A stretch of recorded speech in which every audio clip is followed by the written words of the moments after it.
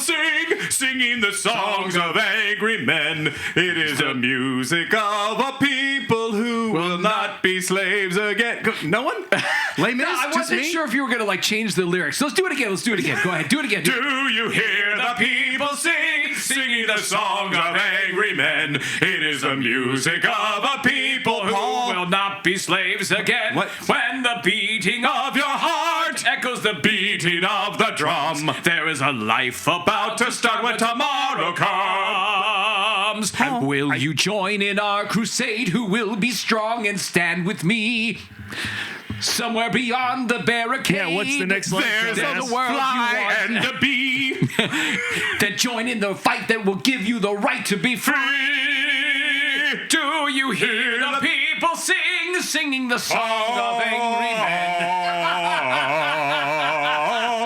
I can't remember. Was Spider-Man involved in the French Revolution? Yes, or was he the was. script for the movie written by Victor Hugo? It was both. Oh, okay. It was both. Were you not? You did. I don't even know if we're allowed to sing everything it. about that. No, we can do, I believe, maybe 10 seconds before they're going to just completely rip this down from the YouTubes. Oh, they're not going to mistake this with the copyrighted recording. You don't think so? I think so. that was pretty good. I don't know. So we'll get 10 seconds of right. that 3-minute bit. All right. Well, hello and welcome to the Countdown Movie Show. We are here. We're back, and we're actually getting ready for Spider-Man Brand New Day, right? That's the name of the newest Spider-Man that's coming up? The upcoming Spider-Man. Yes. They left the word home out of it. Yeah, thankfully, no, so we don't have to Which, get confused. by the way, I have a problem with. I think they should stay with the home thing. I don't understand. Anyway, I know it's a brand, but it is a brand new day, and so but I'm excited about Spider-Man. Spider-Man is one of my favorite superheroes, and honestly, I think Spider-Man is the greatest superhero, so I'll be happy to battle that out with you guys in just a second. By the way, I'm Sean Blodgett of Creative Motion Entertainment. I am Justin Bowler of The World. Paul Preston of the Movie Guys. So, Spider-Man, Brand New Day, and of course, it's the Countdown Movie Show, so we're going to go all the way back. We're going to start... I mean, no, we're not going to go to 1977 Spider-Man, right? Because that would be... I did do a little research on that. Yeah. You know, it was a television movie.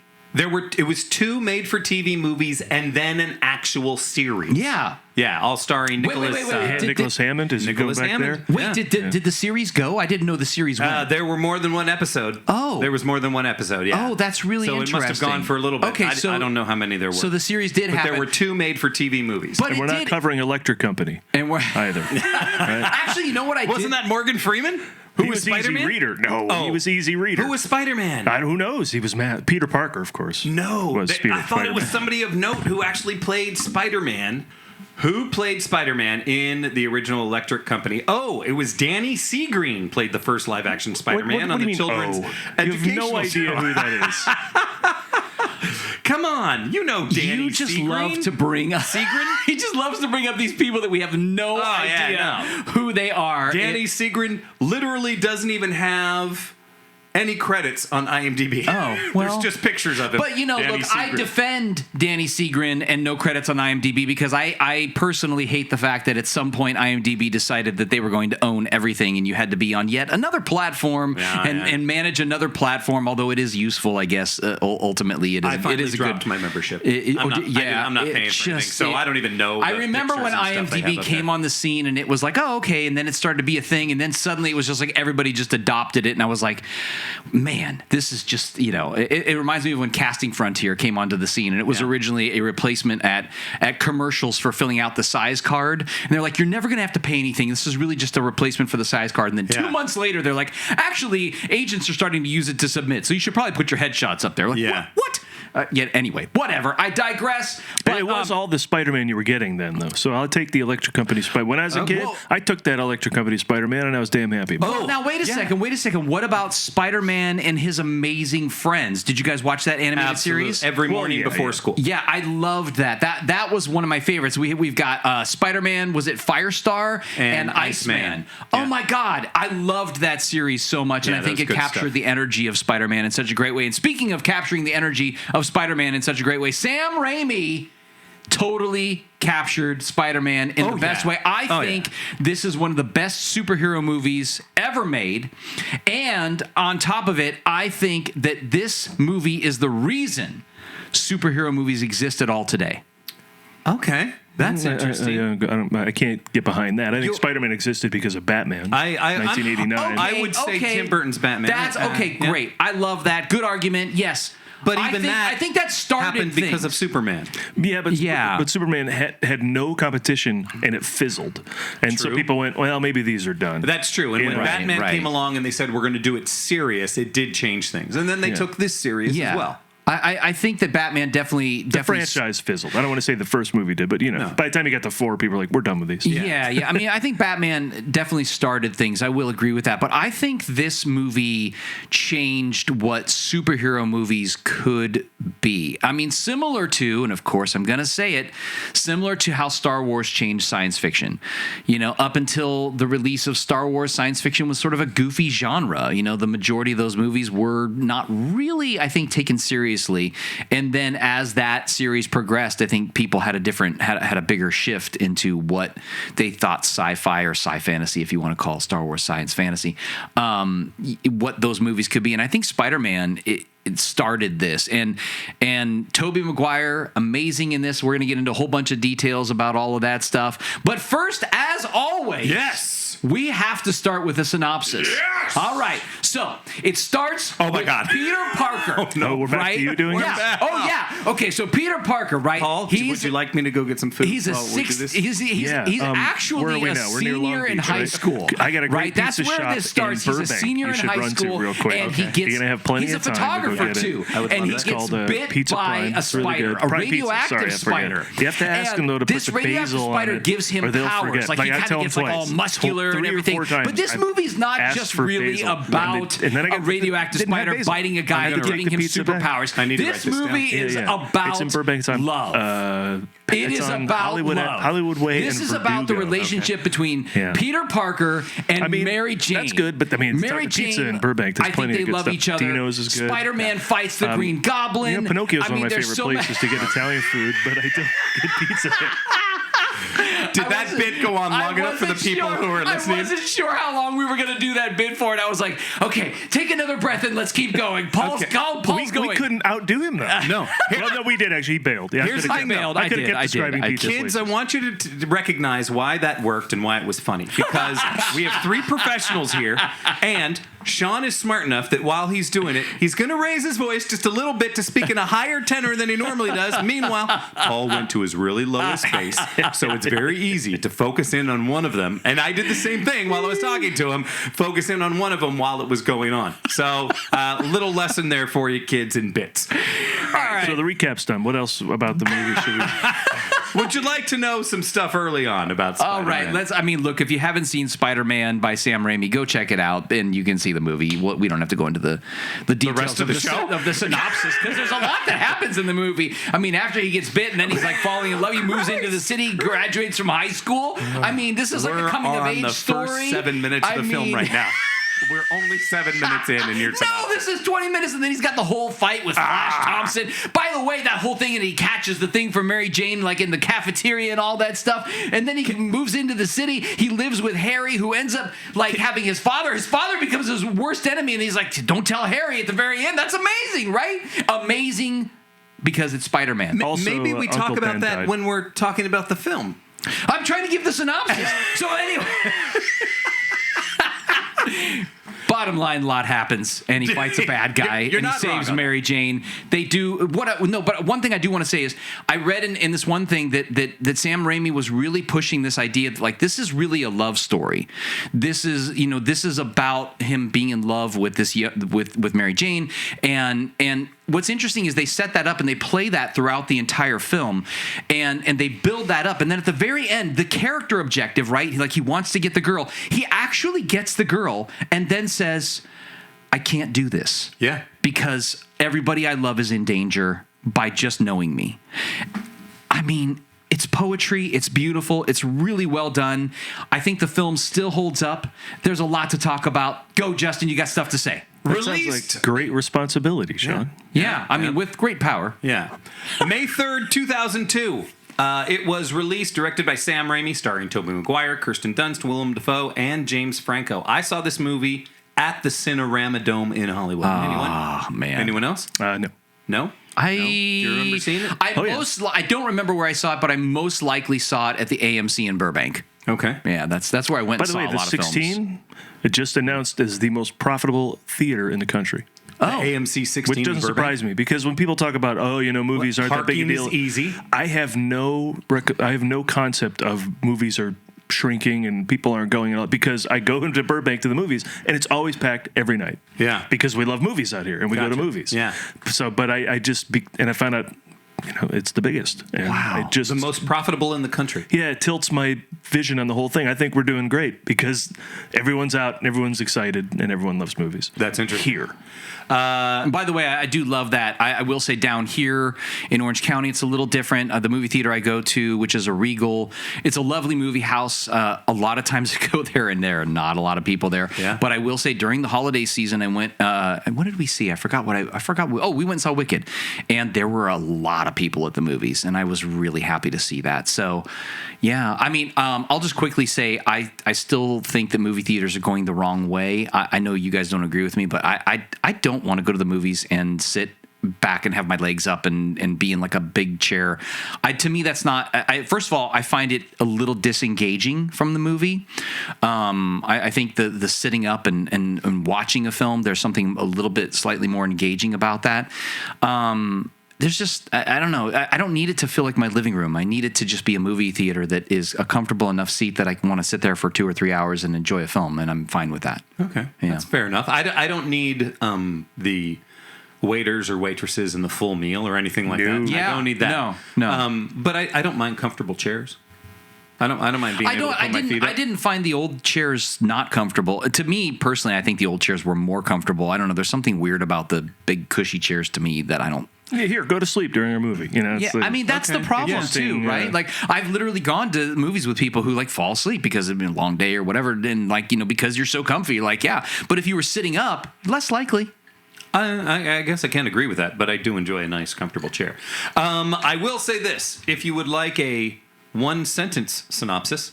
After being bitten by a genetically modified spider, a shy teenager gains spider-like abilities that he uses to fight injustice as a masked superhero and face off against a vengeful enemy. See, but that leaves out all the great stuff with like his uncle and everything. Which is why we do the show. Right. Sorry. Budget: $139 million. Opening weekend. Do you remember one of the big things about this movie? $100 million opening weekend. First movie to ever make $100 million in its opening weekend. Its opening weekend was $114 million domestically. Yeah. Domestically, it made it back most of its budget. Worldwide total, after all was said and done, $810 million. Do you have anything in your notes about, or any of you have anything in your notes about how long it was actually in the movie theater? Oh, no, I don't. I would be curious to know that, about too. The longevity. Yeah. Because obviously today, and I know that movie theaters and distributors are trying to battle this out, but I just hate that things are available on streaming so quickly. Oh, yeah, absolutely. Song Sung Blue is already available on streaming. I mean, came out it's just ridiculous. Less than a month ago. It was in theaters approximately 5.5 to 6 months, and that's not including secondhand theaters. Oh, okay. Yeah, which is 5.5 to 6 months. How much did it make? Also 20 years ago. I know. They don't do that anymore. I know. How long was it that Superman? Now, granted, they said, Peacemaker's coming out. We need it released before Peacemaker. But I mean, 4 weeks, 6 weeks before you could pay for it. I just wish that there was. I wish they could make a deal with the distributors and the movie theaters and just use it as, if they're upset about like, well, we don't want to lose that marketing window and and like, okay, well, like, let's work together to find a way to close this gap, but encourage people to go to the movies. I just think, I hear it all the time from relatives, friends, like, I'll just wait till it gets on street. It's going to be there in 3 months. And the NATO, or the National Association of Theater Owners, they do in Vegas every year. They always plead for that, and it just falls on deaf ears. And if Ted Sarandos buys Warner Brothers, I mean, expect less of a window even from what we have now. Yeah, Probably. exactly. Probably. That makes me so sad. There's nothing about that somebody said, I saw some video online and somebody was talking about, that there may be the death of movie theaters in general. And I'm just like, please no, because as a society, we're seeing all these stores close and all these things happen. And it's like, guys, we need to be able to go out and be a society. We need more communal experiences. As interesting as your stupid iPhone is, I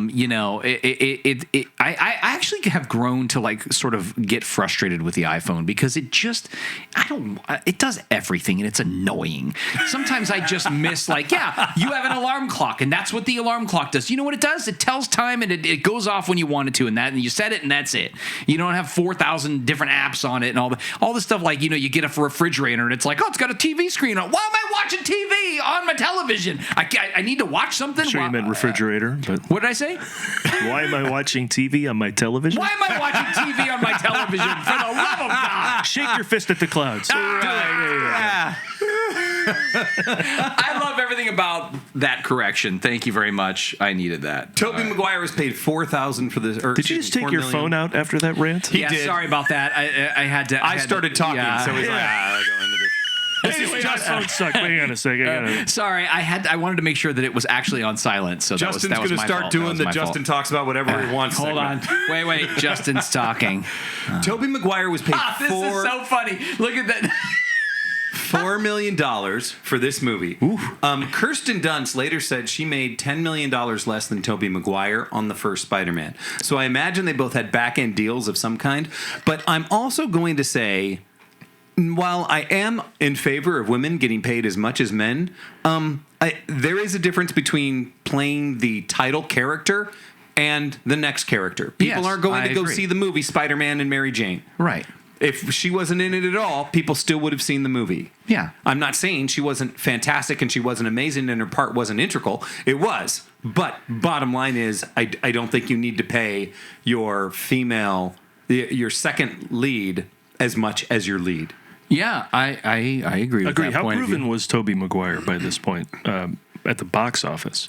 I think he was in things didn't want him. Yeah. The studio didn't want him. In fact, he had to do a screen test where he had to do the fight scene. Essentially, it was the fight scene. He sent that in. Yeah. That was him. They didn't want him, and he wanted to But he did it with Sam Raimi. He did do that with Sam Raimi. He did it, but he spent his own money in order to make that. You can find that screen test online. And he is fantastic. And he's great in it. He is. And that's one of the things about this movie in general is Sam Raimi really doubled down on classic filmmaking style and effects, along with implementing new visual effects arts like computer-generated imagery. Yeah. This was I think, was this the first or one of the first films to incorporate a CG character of the main character. So that the parts of Spider-Man him swinging in the swing. and things like that. Swinging through the city. That kind of stuff really up to this point for a big character, I don't think had been done to, at least in a human form. We've got dinosaurs and things like that, but yeah, first movie to reach 100 million, as we already said. So it was absolutely huge as far as that. I will say this. There were a few things that were interesting. Do you know how many Spider-Man video games had come out to this point? Ooh, I'm going to say... Character started in, 1960 something? I'm going to say 16. I'll go 17. I'll play the Price is Right Damn thing it, where You guys are both do one. way off. Way off. Way 117. Way off high or way off low? Way off low. Oh. Wait, any game? Like board game too? Nope. We're talking about video games specifically. What? Yeah. We're that far off? To this one. Yes, coming up to this one. Okay, 45. Keep going. 117. 60. Over 60 of them. Do you know how many action movies, live action Spider-Man movies there are total? Today? Yeah. Including Italian Spider-Man? Yeah. Wait, including, I did not include Italian including Spider-Man. all of the Marvel movies that he appears in, or just Spider-Man movies? Thus far, how many Spider-Man movies? Live action movies. I'm going to say 25. No. This should be an easy one. Well, this is the Countdown to 9 show, so Right. there have been 8, and we're waiting for a 9th. Exactly. So 8. Oh, There have been this will lead. wait, but I thought we were including like China Spider-Man or Japanese Spider-Man. Italian Spider-Man. I said no. Oh, 2 in the 70s, 3 Tobey Maguires, 2 Andrew Garfields, 3 Tom Holland. Oh, okay, yeah. What 10. you said, yeah. Oh, How many- you're talking about the TV movies as well. I did. Oh, I said live action Spider-Man This is movies. so confusing. on TV. This is the hardest test I've ever taken. No, I'm joking. How many Spider-Man animated series have there been? Give me a guess. Oh, That's probably like 50. yeah. It's a lot. All I got was more than a dozen. It didn't Yeah. list them all. How many animated Spider-Man movies have there been? Animated Spider-Man? Animated Spider-Man movies. It didn't have to be released in theaters. That's so hard. I mean, I don't know. 6? Sure. More than a dozen. Was he part of Marvel Comics Presents in the 60s? Oh. Doc, Bruce Banner, belted by Gamma What? Ray. I don't know. Oh, wait. Okay, that's starting to ring a bell. Tony Kids, He's if the you're ladies' confused, man. so are Sean and I. Paul, elucidate. Well, I mean, that's what you had in the 60s or perhaps the 70s for animated superhero stuff. It was a TV show, Marvel Comics Presents, and every week could be a different hero. When Captain America throws his mighty shield. You don't know That any of I these? remember. I've That I heard that remember. song before. Yes. I can't remember if there was a Spider-Man one or not because the theme song would come to my head because clearly those are memorable. Oh, man. We had great theme songs as kids. By the way, the usage of the song, the Spider-Man song in this movie is fun, too. It is And, fantastic. Yeah, they do a good job It with is that. fantastic. Here's a fun little auto-populate game for Google. I typed in Spider-Man. What do you think were the first suggestions that Google auto-populated? I type in Spider-Man. Tom Holland. Not in the top 4. Tobey Maguire. No. Oh. The number 1 was Spider-Man 2. That was the number 1 thing that auto-populated. Spider-Man 2? Spider-Man 2. It auto-populates for Spider-Man 2. What do you movie. think? What do you think was the next one? I have no idea. You should be able to guess. What do you think Google? What are people searching for on Google? That's what it's based on. When is Spider-Man Brand New Day Brand New coming Day. out? Yeah. Spider-Man Brand New Day. Absolutely. Then there was another one which popped up, which makes sense for gamers out there. Spider-Man Marvel PS4 game. Just thought that was interesting. That's it. Yeah. Okay. Thought it was fun. Yeah. All right. So, in terms of this film, like storyline wise, like the beats of this film are very similar to Superman the movie. Yeah. The progress of it. Now, I'll also say this: in general, I think in terms of superhero movies, I mean, I'm a fan of origin stories, but I also think that origin stories are kind of the I don't want to say easier because all these films are really hard to make, but I think that in terms of storytelling, they just make the most sense, right? Like there's a lot of origin story superhero movies, especially now that are just really, really great. They do a great job of setting the stage and telling us, how this all came to be, and that becomes the story, and then when they fight their first sort of bad guy and all of that, and we know that arc, we know that sort of story, and I think we're kind of comfortable in that. At least I am, and I love that. I love the way he did that in this. I felt like there was a nice arc to it. Now I will say this: I have a complaint about this film, and it's the only real kind of complaint, but. Once we get to, and this is further on, but once we get to the section when Green Goblin comes into it, and there's that whole, what is the parade that they're, like, something day parade? It's the Macy's, they literally say Macy's Day Parade, but it's presented by Oscorp, as I recall. In the movie, they say it's presented. I thought it was like something else day, like Friendship Day. It was like They do say Macy's name is in there. Oh, Yeah. okay. Well, whatever that moment for me is the first moment of the film where the CG gets a little. Maybe it's dated now or something. There's something about that whole section that just feels a little. All right, we need to have our moment with the bad guy, and the bad guy comes in and does this, and then we get into the whole damsel in distress thing. I mean, of course, Mary Jane sort of filling in the role of Lois Lane and that kind of feel like, I mean, all of them. I mean, she's falling. I mean, it's all very similar to like Superman. I mean, there's literally a Superman shot in it where he's running down and opens the shirt and we see Spider-Man. I mean, it's literally right out of. And I think that was an homage, and I think that's perfectly fine. That's great. In general, I love this film, but that for me, that moment, I don't know why. Even back in the day when I remember watching this, that sequence always felt a little, I don't know, forced or something. There's something about it just didn't seem organic. Too formulaic. Yeah, it just didn't seem organic, I mean... May I counter? Yeah, please. That's one of the great moments of the film, to me, because at that point, I had mentioned Batman probably brought superhero movies back. It was such a massive hit. Yeah. But it was dark. It was dark. Yeah. It was darkly lit. It was noir. It was, everything was kind of dark and bleak. And here we have a bright blue sky with colorful balloons, and a big green villain comes in, and a red and blue hero has to come and have something like, good, because we just had X-Men, and from all the colorful costumes from them, Bryan Singer went all black, and so it's like, why are we decolorizing these superheroes which were so colorful in the movies? I mean, I know they thought, well, it doesn't look real. Well, it's not real. Right. So go big, and Sam Raimi did, and I really appreciated that. Okay, I love that counter, and I'm on board with that. Yeah. I will agree of one of the things that I did love about this movie is that exact, okay, we're taking Spider-Man and we're kind of putting him into our world. It's okay that he wears these bright colors. Everyone else is normal. Everyone else is acting just like they would normally act. But yeah, we've got this giant extenuating circumstance of this guy in a bright orange, or orangish, red and blue suit. No, I completely agree with that. I think that's great. I thought it was a good choice. What do you think about Leonardo DiCaprio? Was originally the studio's choice. That's who they wanted for the film. I mean, I think that would have been in line with what Paul was saying. He would have brought a darker edge to it, and I think Tobey Maguire did a great job. First of all, I think he's a great actor as well, but I think he brought a sense of innocence to the character that I don't think Leonardo DiCaprio, even at that point in his career, I guess he kind of did. What is this like?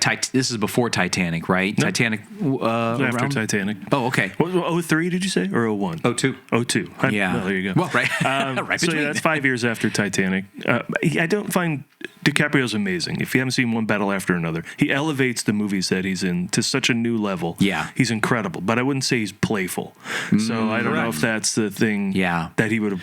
He may not have brought that to this. Playful in Titanic. Almost. True. He's approaching it. So you could see studios going, I think that could be a Peter Parker. Right. But I will agree with you. There is an innocence to him that is just like he is just all good. All good. He is very much a Boy Scout, always wanting to do the right thing. And it's interesting because it goes back to, and he continued with that, right? He's had that in several of his movies. What was the black and white with Reese Witherspoon? Pleasantville. He's very much that character still. I love the line in which we will get to later on in it's not Far From Home, where it's all three. No Way Home. No Way Home, where they say, Brand New Day is a good title. Let's get away from the homes. We don't even know what they are. They get so confusing. I hope they all have something to do with day in them. Spider-Man. Someday. Spider-Man. Doris Day. I don't know. Whatever you're going to do.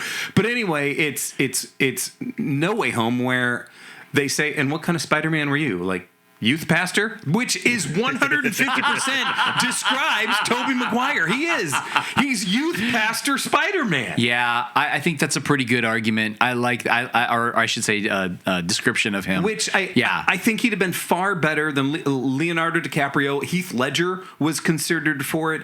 Chris Klein and Wes Bentley. No. And Jake Gyllenhaal.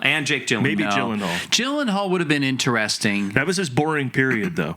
He got really interesting to me during Jarhead, and then everything after that. Up till then, he was like, oh, he's the great new kid coming up, and I watched everything he was in, and I thought he was kind of dull. Yeah. But he got real interesting, I think. Jarhead was Jarhead on, and then like Nightcrawler and all these other things he's been in, he's just been incredible. The other thing that Tobey Maguire does a great job of is, and I'm trying to remember back to the comics a little bit, Tobey Maguire does a great job of playing the sort of geeky side of Peter Parker without totally just making him a nerd. Yeah. I mean, he's still kind of geeky, kind of awkward, kind of whatever, and I like the way he plays all of that. Well, he plays low status in a very believable way. Yeah. It's the low status guy. I will say the guy who plays Flash does not look like a high schooler. Isn't that Joe Manchin? Manganiello? Who? I don't know. Isn't it? Yeah. It's like him in one of his first roles. I mean, he does not look like a high schooler. What's his name, Paul? How do you spell Joe Manganiello? Joe Manganiello. Yes, that's Joe Manganiello in one of his very first roles as Flash How Thompson. old was he? Young? I couldn't tell you. Couldn't have been much older I mean, than that Tobey was Maguire. definitely a period of Tobey time. Maguire is now 50. He's 50 years old. 50, I think he's 51. I think he's. Oh, okay. Yeah, Maybe he yeah. just had a birthday. Yeah. He didn't. I didn't go. Yeah. Maybe not. Maybe he's 50. Happy birthday, I don't- Toby. Hey, you're welcome on the show. Anytime. Yeah, we're Anytime, welcome to have you on we the have show. another mic. You're You guys good ever to see go. Tobey Maguire like out in public? I did once in Hollywood, and he was kind of coming out of a gym right around this time, and I was like, "Yeah, he's got it." And sure enough, you see him in the movie, and he got himself ripped. So Yeah, he yeah, had to be let go. Had to shed that Pleasantville ice storm. Yeah. Tobey Maguire that was just a kid, and, Right, and right. man up. That's Did a great job. fascinating. Ice Storm, Ice House. The ice storm, Ice baby. cider house. Cider House is what I Ice was Storm. thinking. Cider House, Ice Storm. Ice, baby. Yeah. I'm sorry, I interrupted. Joe Manganiello.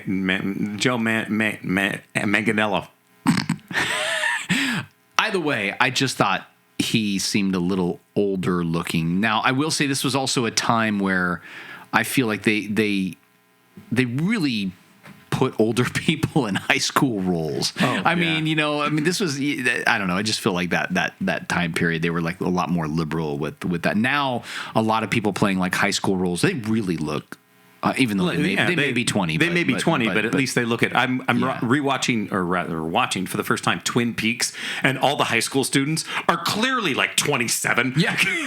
This goes like it's from Right. a time when it was 90210, where like some of them are in their 30s and they're playing a how high old school was Luke senior. Perry, rest his soul? Something like 31. Yeah. The only one I ever didn't look at to me was Stockard Channing in Grease. Right. But yeah, that's Who probably was when it like started. 35 once again, yeah. Yeah. At the time. Some of the other people that were early contenders for Mary Jane. Alicia Witt, strong contender. Oh, that'd be great. Yeah, I think she would have been good. Eliza Dushku, okay. I don't have enough data. Yeah. Mina Suvari. Yeah, maybe. She would. Yeah. Kate Bosworth. Wait, Kate Bosworth was Lois Lane, right? No, Alicia Witt would have been great. Yeah, Alicia Witt That's would have my been good. winner so far. Now, for Green Goblin, early people discussed John Malkovich. Yeah. Yeah, wouldn't that have been great? Yeah. That would have been great. I'm not saying Willem Dafoe is bad. I love me some Willem Dafoe, but John Malkovich would have been great. People of stature who can be possessed by a dark side. Absolutely. Well, you'll love this next one, Nicolas Cage. Yeah, I mean, he would have been great. I would have bought him as a Green Goblin for sure. The thing I need from Nick Cage, though, are his choices. Yes. I go to movies to watch his choices, and I don't know if they're allowed. Choices Here. in these movies. Yeah, That's interesting. In that IP, Gotcha. He's that what is that movie? Impossible Greatness of Being Me, or is it? Did I say that right? Yeah, the Impossible. What is the it? Unbearable. weight of Being me. the unbearable weight of excellence or something. Something like that. Yeah, him and Pedro Pascal. It's spectacular. That movie is just so good. The scene where he's singing to his daughter and just like reminiscing and having such a moment, like you are so, especially as a parent, knowing that you're like you are so disconnected. Oh, yeah. From what any of this is supposed to be But right also, now. the fact in that movie where he gets to parody himself, because you're Nicolas fucking Cage, yeah, like it's just I was rolling on the floor. Such a great film. Holy crap! Such a great film. Billy Bob Thornton as Norman Osborn. No, not at all. Ben Affleck was suggested for, and internally for some role, we don't know what it was. well, he'd be a good Osborne Harry. Yeah. Yeah, at that time he was young maybe. enough, right? He would have been I young guess, enough. possibly, yeah. And Uncle Ben's role was originally offered to Harrison Ford. Ooh, interesting. God. He declined due to limited screen time. I get it. But Harrison Ford is Uncle Ben. I'll say this. That wouldn't Well, then have he been declined bad. traffic, and then I think he probably got, probably regretted saying no to things. Yeah, I don't know. I think the issue I would have had with that is I definitely agree with his choice. He's too big of a star to play that role. and I almost feel like he would have been. Of course, he would have been great. He would have done a great job with it. But I think it would have almost been distracting. I think you need somebody who is just a good actor. And I'll say this: I have this conversation with my wife. I get frustrated with movies and shows, and they put in like people who are names, and I get that. I get they need that for whatever, sales and marketing. But there's just times where I'm like, you already have this star over here. Why not just bring in a good actor and just let someone build their career with this? Why? I get it. Maybe a little more effort to go cast, but I don't know. Is it more effort if you've ever produced a film? You know how tough it is to make offers. Yeah. And when you get into a situation, you start making offers, and then you get in all these negotiations. That part is not great either, and takes time. So I don't know. You're saying it's just easier to go with someone who's just going to accept the role, come in, and do a great job. I'm just saying it would be nice. It'd be nice to give people opportunities. I feel like the one thing that our business often makes barriers of is giving people an opportunity to go beyond where they are or what they're doing. I'll agree with that. As someone who, I'm very grateful. I was, when I was mainly pursuing acting, I'm very grateful for the roles I got to do on television and some films and things like that. But, you do get into this rhythm, especially with like your level of representation and whatever, where you just basically get stuck. Yeah. And you only get opportunities for more, co-star More roles, of what under you've done. fives, more of what you've done. Oh, you've done all these doctor roles. Now you're going to get all these doctor auditions. You're the doctor. And that's what you get, and it's great because let's face it, it's a great opportunity. There, it is good money when you're working and all of that stuff, and that's all lovely, and I'm grateful for it. But at the same token, there is that sense where you go, okay, well, how can I break through to the next thing? And I do think it's funny because I'm reading Arnold Schwarzenegger's book, and one of the things I think is funny about yes, what does it say? Tell me more about one of the things that's funny about the book. What does the book say? Quote me. Yes, what does the book say? I wrote everything in it. It's on my own words. Yes.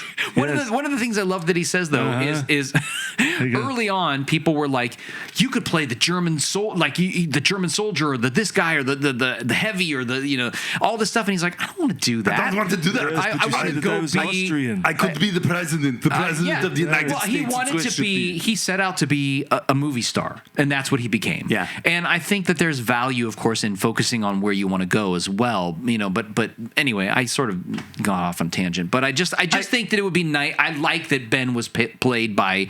I mean, I don't know who that actor is. I'm guessing he's done a bunch of stuff. Oscar winner Cliff Robinson. Cliff Robertson? Wait, I don't know who he is. Oh my. Okay. Well, there's goes. Once that again, point. this is why Sean Because your point out the does window. this show because so he can then go out and see that He's an learn Oscar about winner. stuff. Yes. All right. Well, then I'll cut this part. I can agree. We gave it to a nobody who won an Oscar. I can agree with you to a degree, but there are also times where it's like I thoroughly enjoy sometimes when people come in and they do just a great job, even if they are established. I'm going to give you two examples. If you're watching the current season of Fallout, so season 2, I'm watching it, and the season started out kind of mediocre, and randomly, out of nowhere, Macaulay Culkin. And I was who was that again? What, Macaulay Culkin? Culkin? I like Macaulay you said Culkin? What do you drink, Link? Today, oh my God, I am drinking. I'm drinking the same, but no, I'm doing LaCroix this time. Oh my gosh. But Macaulay Culkin, and why can't I say Macaulay Culkin? And anyway, Is he great? I like current Macaulay quite a bit. He's not great. He's fantastic, and it was like, oh my God, wonderful to see him. I'm glad to see that he's getting work because I also enjoy him, and I don't see him get enough. And then out of the blue, Camille Nanjiani. Like doing I'm sorry for you guys. Camille Nanjiani. Camille Nanjiani. That was it right there. Nailed it. Comes in and does a role, and I was like, this is totally unnecessary that it's him, but he's really good in the role. Like I don't know, so I disagree when it's that for no reason. I mean, do I need Harrison Ford over Cliff Robertson? Only because I love me some Indiana Jones, Yeah. Well, I appreciate Sam Raimi trying to give a little boost to Cliff Robertson's career. Right, exactly. Well, especially because he's an Oscar winner. Now, did you guys know? I got to share. Macaulay Culkin was on Hot Ones recently, and he's a very funny guy. Yeah. I mean, he did one of my favorite jokes of all last year I saw anywhere. He was telling a story about how all he wanted to do is make Danny McBride laugh. I think this was on the set of The Righteous Gemstones. And so he knew that he was listening when he was on set because he was mic'd, and there was a little kid next to him. And Macaulay says, I turned to the kid and I went, hey, how old are you, kid? And the kid goes, I'm 7. He goes, when I was your age, I was 8. Which I think is the most bizarro joke in the world. That is he looks over and McBride cracks up. I'm like, Right. Of course he did. That is weirdly funny. Oh my gosh. I love it. Some of the actors for J. Jonah Jameson, and first off, I'm going to say none of these are as good as J.K. Simmons because he is so unbelievably good in that role. And the fact that then that he's so good that they're like, you know what? Let's just bring him into alternate universe. Let's bring him back. Oh my God, so great. Stan Lee originally wanted to play that role. Oh. And they said, no, sorry, Stan. Yeah, Instead, they gave him his cameo. Wait, was that the start of his cameos? I don't know, but he does have a cameo in it. It's super right. fast. Yeah, it might have been. Maybe that was the start of that. I don't know if Does he was have later cameos in the other Sam Raimi Spider-Mans? We will get there. I'll Yeah, find it. We'll that's find out. interesting. I don't recall. Yeah. Arlie Ermy? Arlie Ermy. Okay, I can see why they would do that. Drill sergeant, I get that. Makes sense. You know. Yeah, but the weight isn't behind it. Yeah, wouldn't have been funny. Wouldn't have been funny. Hugh Laurie. He would have been good. He would have been fine. Would he have been better than J.K. Simmons? No. Dennis Farina. I don't think he can act without swearing. I don't know how he did that Michael Mann show for a while on TV. Michael Keaton. Michael Keaton would have been great. It would have been great in a very different way. But J.K. Simmons so nailed it. Michael Keaton is just a great actor. Yeah, so he's he good would. in everything. I feel like he would know how to just get in there and he would do the work and it would be great. But I don't think he would be that role. Like I don't see him in that role. But he could act it for sure. Fred Ward. I don't see how, like, Fred I guess, Ward? but I don't know why. Yeah, he could pull it off. From I Love Lucy? Fred was a character, and his last name was next-door neighbor. Yeah. Oh, right. I'm getting that all confused. Yes. Fred Somebody Ward. had a name Fred, so is it the same guy? And Bill Paxton was also. No. Bill Paxton would have been Come on, right Sean. for it. Yeah. Come on. What, the guy from Spaceballs? Come on. Bill Paxton. Yeah. What? That's what I'm expecting from you. To be confused about who he is, too. No, I know who Bill Paxton. Paxton He was from in Sleepless in Titanic. That's funny. And then obviously the student was the studio Bill Paxton has to be put upon.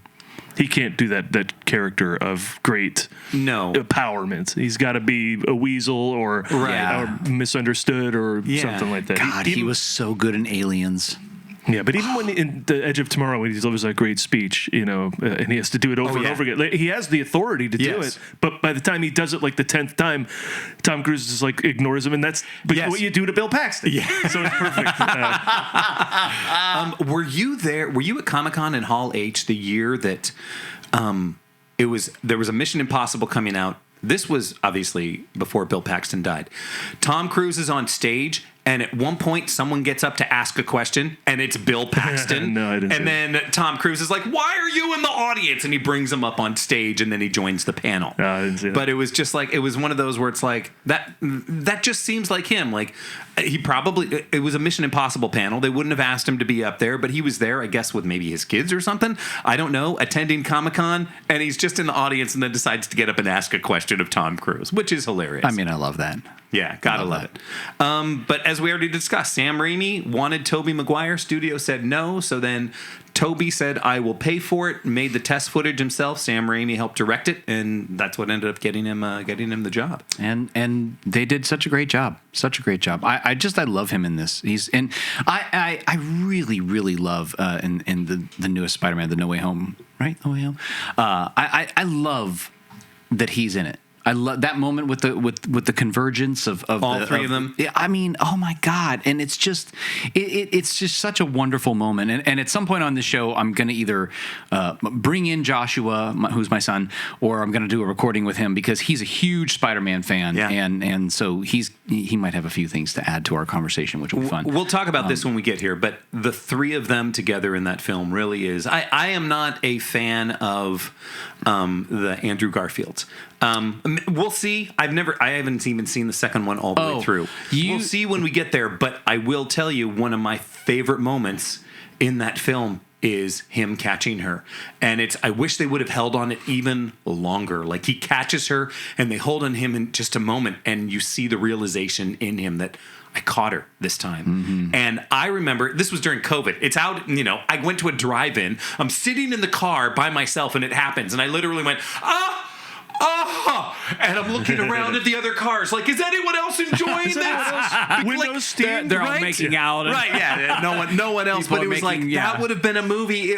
I think had I seen that in the theaters with people, it would have been a cheer. It would have been a on your left moment, Like him just, it just so affected me. Him just taking it in of, I got you. And I saved you. I saved you. So much weight behind it. I was but like I said, one of my favorite moments. I did see that in the theater, and what was amazing that they brought him back first. He's the first portal Spidey to come through the portal, and the place erupted. I'm like, they erupted for the Garfield Spider-Man. Yeah. That's how time heals all wounds. I agree with that, and I was not a fan of those movies really either. And with my son being a huge Spider-Man fan, he just kind of watches these over and over, kind of like I've done with Star Wars in my life. So, he watches them again and again. I'm like, okay, we're gonna watch these Amazing Spider-Man ones with our Andrew Garfield. I don't know. Yeah. And now that I've watched them a couple of times, I'm like, actually, these are awesome. You have to enjoy them as standalone, sort of separate. Yeah. This was Sony trying to, of course, continue their license and continue their cash cow and, all of that stuff and shift things. But yeah. Do you remember the backlash to that movie when it came out? I faintly. There was Mark Webb, who was I wouldn't even say a friend. He was an acquaintance of mine once upon a time, and we had hung a few times. I knew him through another friend of mine. But Mark had directed one other movie. He had directed some music videos and some documentaries of note, and then he did I think it was 100 Days of Summer was his, and then he got this. And there's this huge backlash online about who is this that's directing the next Spider-Man movie, this, that, and the other thing. And so I do realize what he was. I appreciate the movie for what he was trying to achieve with it. Yeah. I'm not a huge overall fan of those movies, and I don't put that on Mark. Mark is a good guy, but it is interesting. Mark, if you're listening, come on the show. We'd love to have you. Wait until you see, if you haven't seen the second one, wait until you see that, until you give your final opinion, because I really do think those two movies are quite good, and there's some other story elements that they implement into those movies that we don't have in other Spider-Man films, with his parents and stuff like that, and I find that to be really interesting, because that is one thing that is always that has often been left out of the Spider-Man storyline. Is okay, he lives with his aunt and uncle.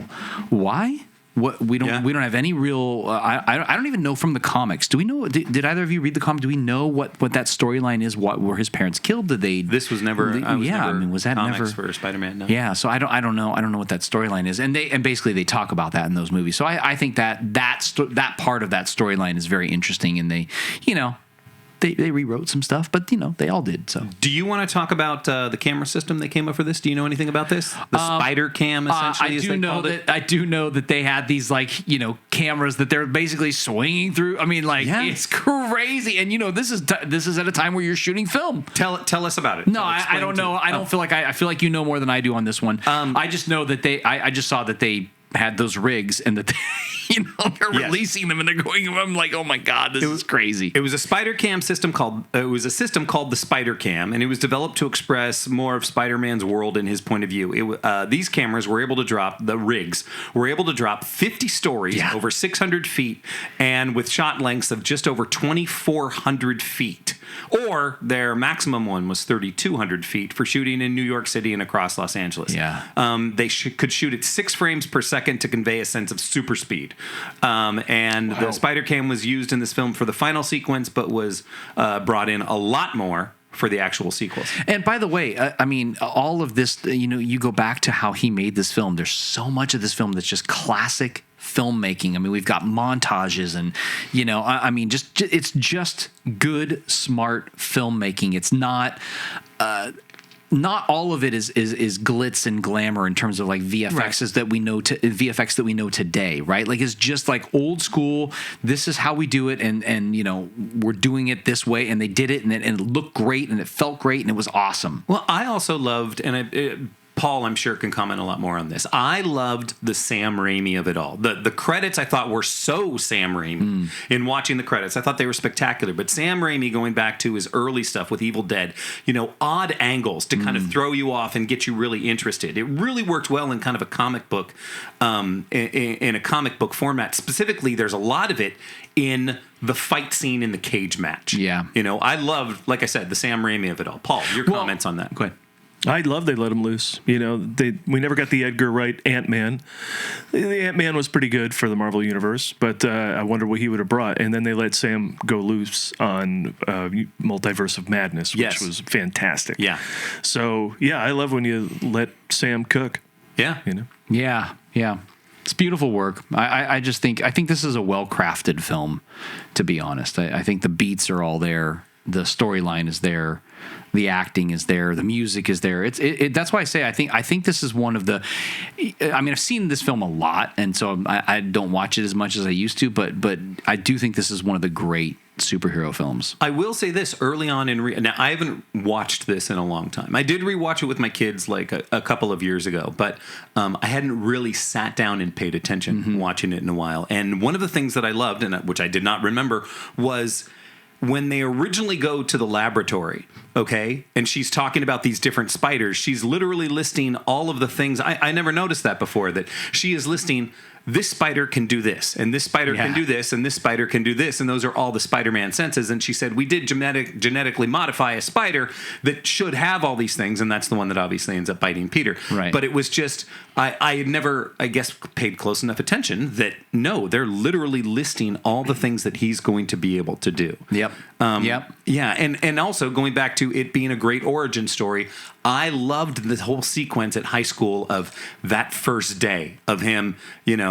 recognizing, and once again, this is so Sam Raimi. He's at his locker, and his Spidey senses literally give him the spit wad moving in slow motion, the airplane going through, someone coming, and then we go back to real time as he ducks and Flash punches the locker behind him. His face when he watches it by the surprise. Oh my God! I'm watching the fist. Yeah, he's kind of like, it's a really fantastic, good moment. Yeah, great acting moment. Where do you guys fall on the change on this one, which I think this is the only Spider-Man that has the webs physically coming out of his body? What do you guys think about that? See, I don't have a great tradition with the comics to adhere to. It was fine. Yeah. You too?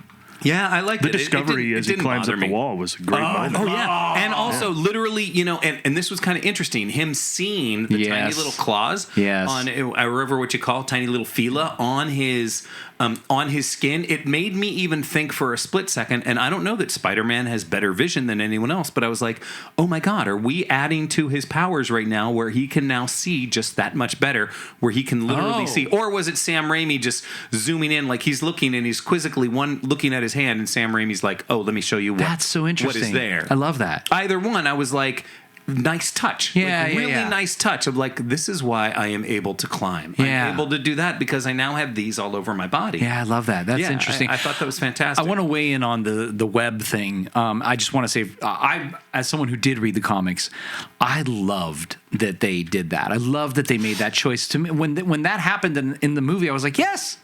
Because he got bit by a spider and he got all of these other powers. Why wouldn't that happen too? It makes perfect sense. Right. So I thought that motivation, it also kind of throws away the whole. I mean, it does affect the storyline in the sense that the one thing we get with like Tom Holland Spider-Man is sort of his brilliance, right? Like he's literally making the spider webs, and he's testing that in like chemistry class, like trying to figure out like how he can make a spider web, kind of thing. So that that you lose that part of the storyline, but I don't know how important that is really, and how much that really buys us. So I think it's a very motivated change. I love that so much. Yeah. The wrestling match, I did not know that was Macho Man Randy Savage. That's who. Don't know who that is. That's who plays Bonesaw. You didn't. He's won an Oscar. Oh.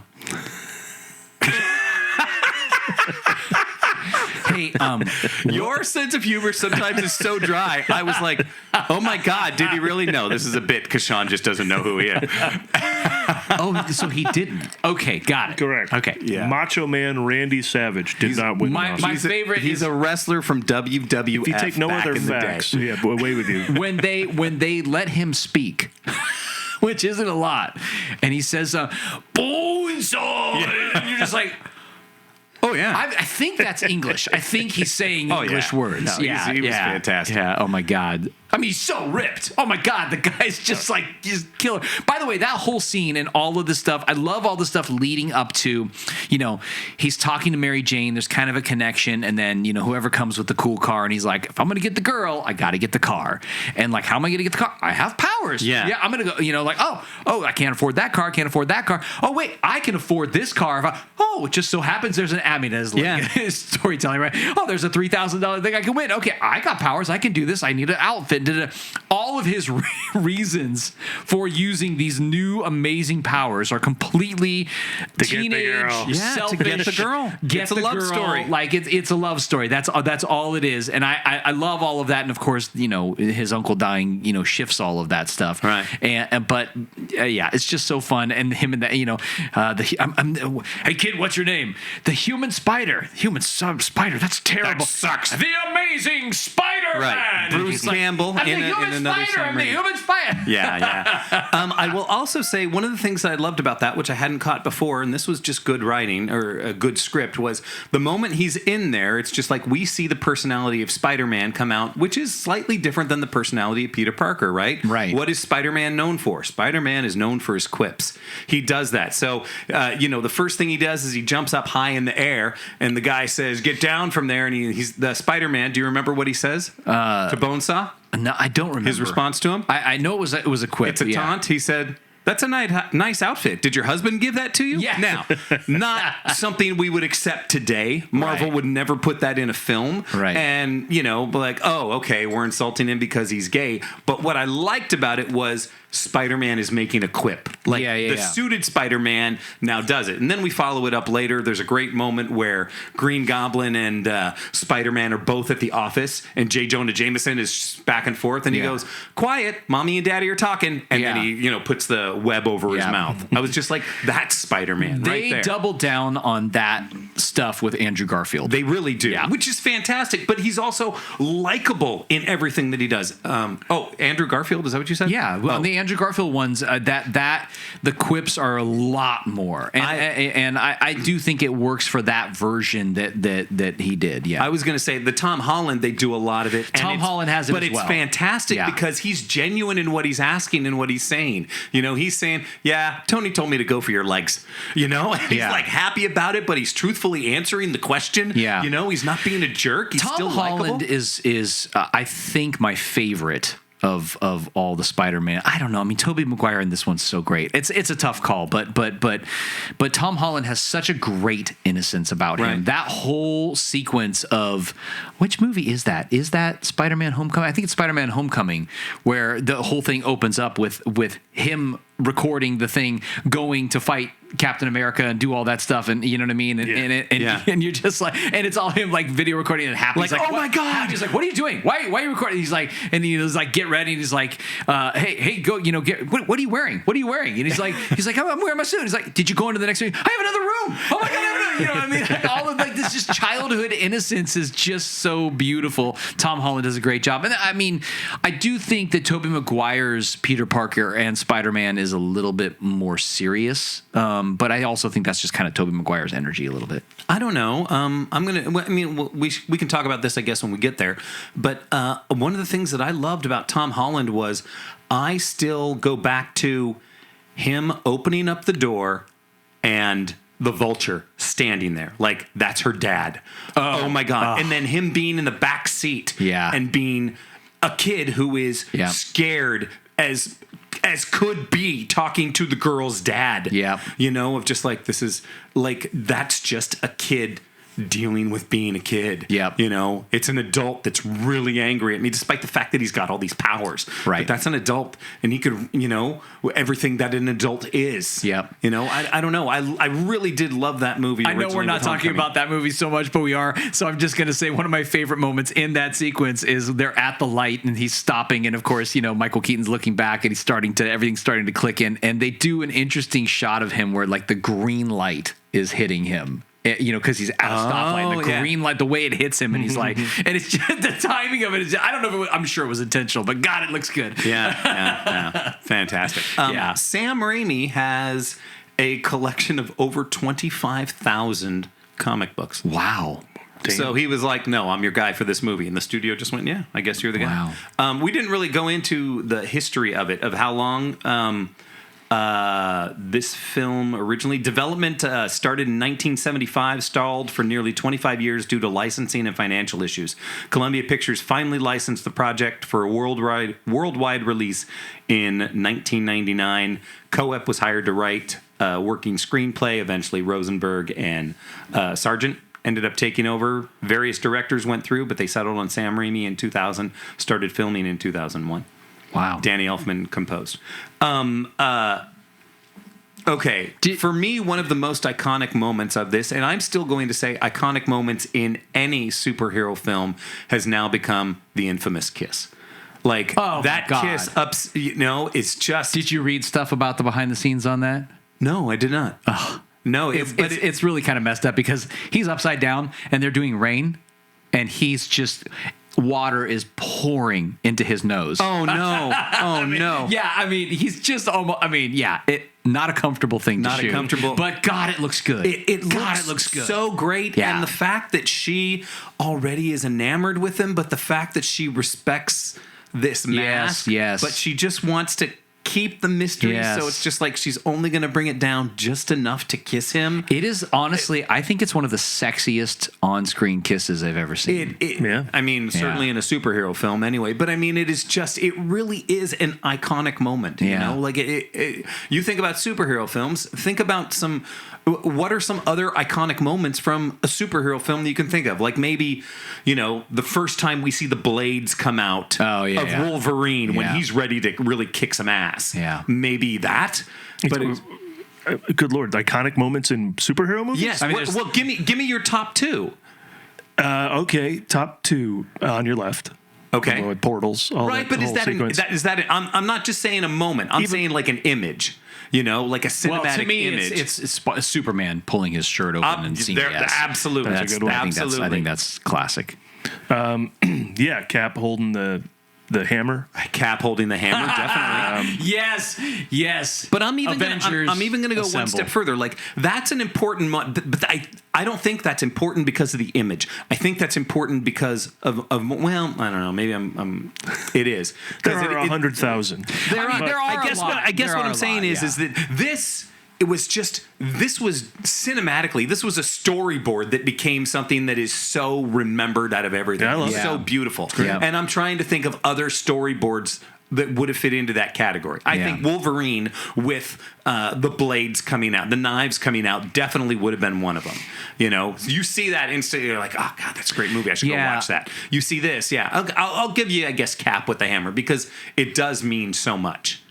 Yeah, I got to really think about it because there's the so helicopter many. Back onto the.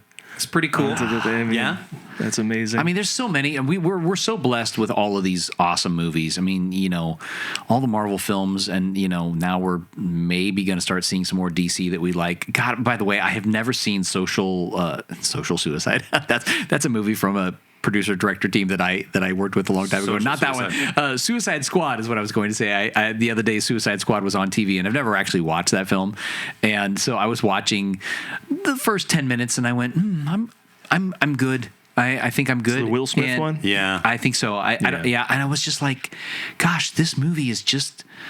They jump right into it so quickly, and there's no setup. I don't care about these guys. There's so much that I'm just like, what? It looks to me like it's made by someone who says, "No, I understand why superhero movies are good. It'll be fun." And it's like, no, you don't. You don't. You are following formulas. You need to develop that connection, And anyway, so one thing I do want to say in terms of moments that stand out in this film. So the famous tray catch moment where he's in the in the cafeteria and she slips and he catches all the stuff. So that was real. That was practical. They actually shot that 156 takes. Whoa, for him to catch. Yep. To actually go back. Yep. Jeez. Yeah. What? 156 takes. Yeah. To pull it off, the crew used a strong adhesive on the tray so the items wouldn't slide off. But they say it took about 156 takes over the course of a full shooting day to get the timing perfect. If you're Tobey Maguire, around 60, don't you go, are we sure we need to do this? But here's the thing that's interesting. If you go back and watch that, it's not... She slips, and then he catches everything, and then we cut to a close-up. It's she slips, we cut to him catching everything. Yes. He has her, and she says, wow, good reflexes. And he says a little awkward something, and then she goes, okay, thanks, and then kind of walks away. So there's a scene that happens after the stunt. Can you imagine? If you're like, he does the thing perfectly, she's like, fuck, I forgot my line. Fuck. I'm so sorry, Toby. I'm so sorry. Yeah. So, also, other notable things. Willem Dafoe insisted on doing about 90% of his own stunts. What? Yeah. 90%. It was also interesting because I'm looking at him, and I know, it's a while back. It's 2000. He's shooting in 2001. Yeah. I looked it up. He was 47 at the time. Huh. And it's just like, does his body look 47? How long was he able to train for this? I don't know. I just think like 47 now, 47-year-old body. I'm not. It sounds like I'm knocking Willem Dafoe in this.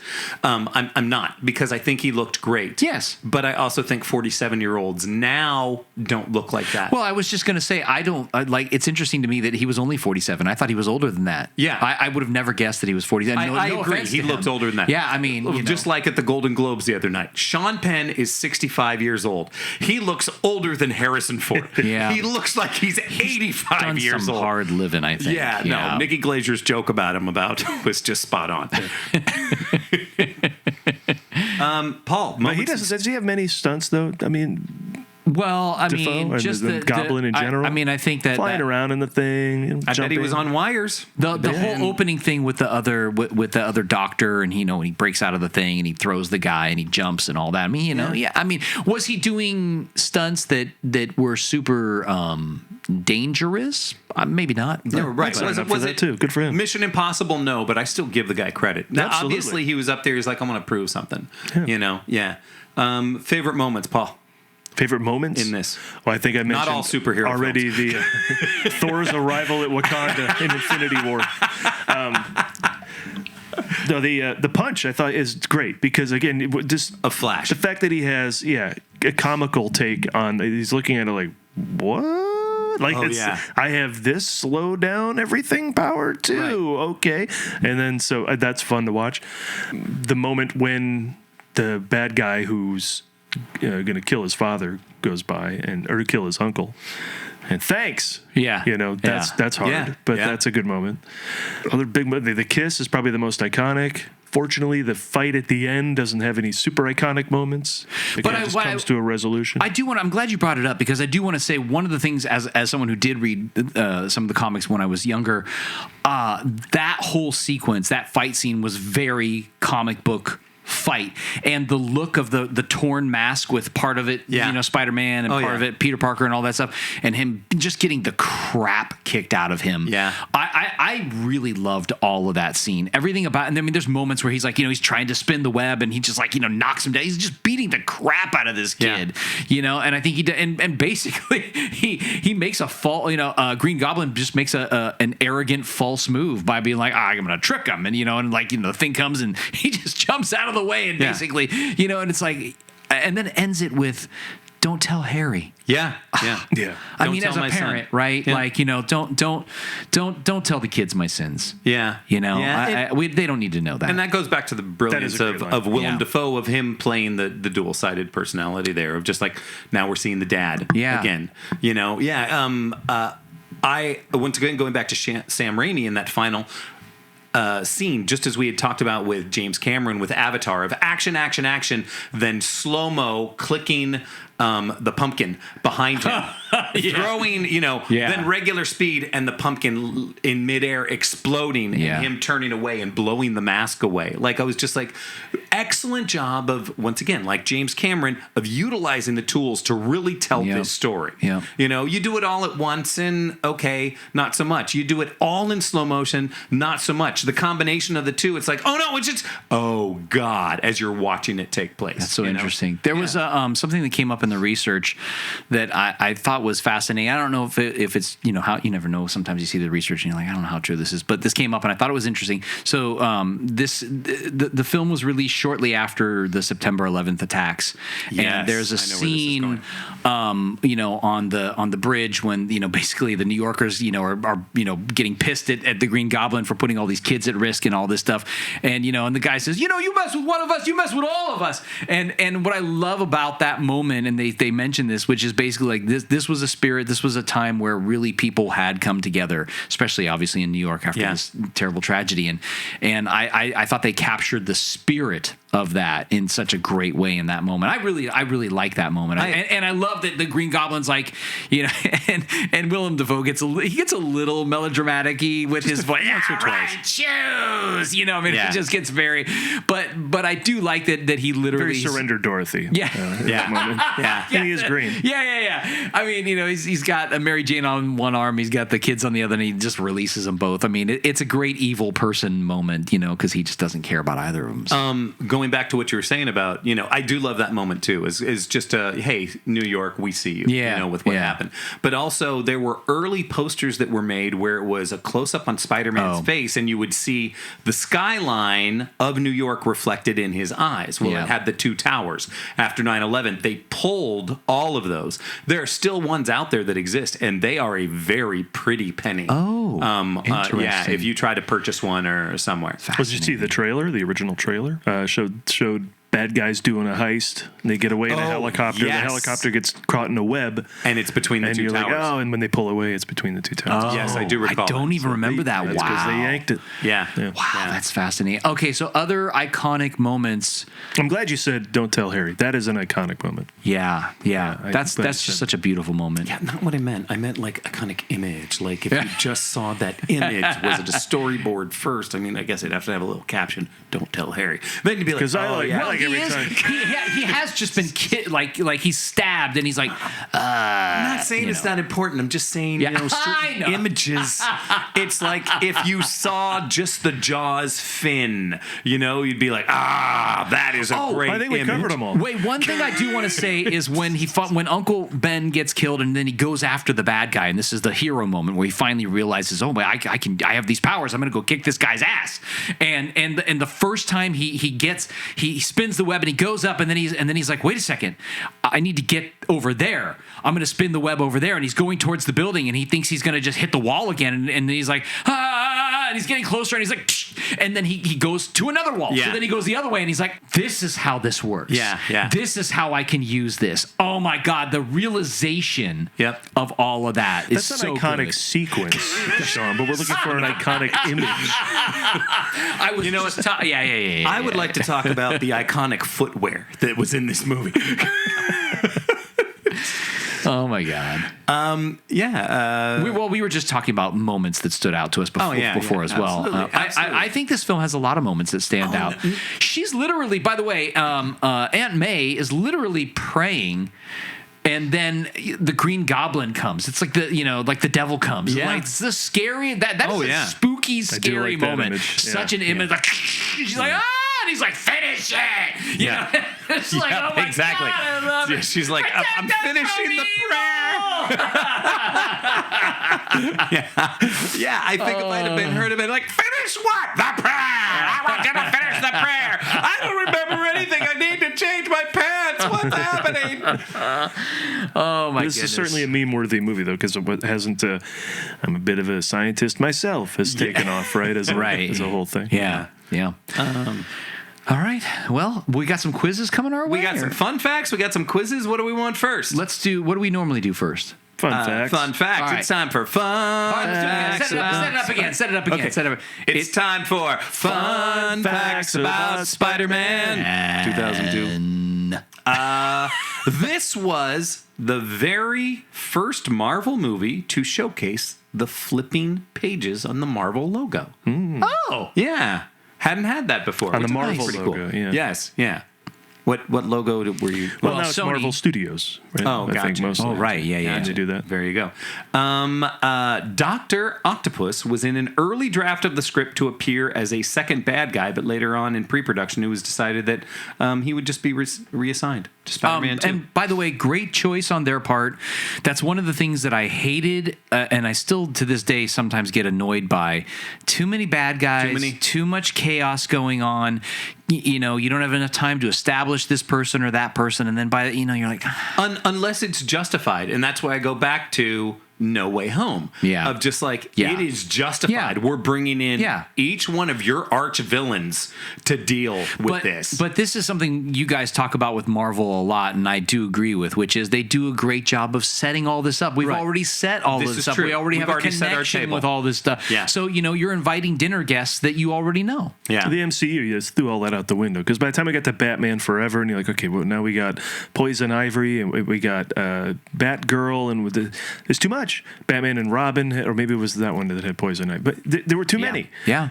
Too many and too quickly. MCU threw that out the window. By the time you've got like 12 heroes fighting each other in Civil War, it's like, these guys know how to handle it. Bring them on. Bring on 30 people. And so that's why the Infinity War cover, it's got like 1,000 people on it. You're like, and they'll handle it. Yeah. They just couldn't handle it back then. Yeah. There is an Avatar tie-in to this movie. Peter Parker is using the web shooters that shoot the synthetic spider webs, right? Props for these were made for the movie, and they were used in a scene in which Peter Parker practices in his room, where he's actually got web shooters. Peter Parker practices perfectly.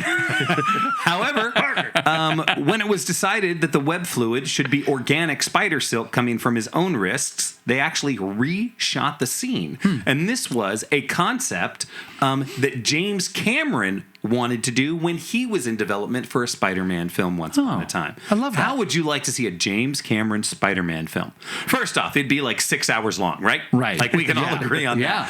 But that'd be spectacular. It would be amazing. I'll tell wasn't you it rumored to have Jim Carrey as Peter Parker? Oh, I don't know. That would have been a terrible choice. Yeah, that would have been really bad. Then it would have been campy. He'd have been a fine Green Goblin. I mean, who knows? He might have He would have been jacked fine up, Green Goblin. gone all method, and maybe been great. And just been like, well, okay. Truman Show, he is very Peter Parker-esque, isn't he? I still think in general, though, well, I mean, I guess there's some performances that he's been a little bit more serious. I still find him muggy for the camera. He is, You but, know, okay, I guess he kind of had to be in Truman Show. I'm thinking The Majestic, not as much.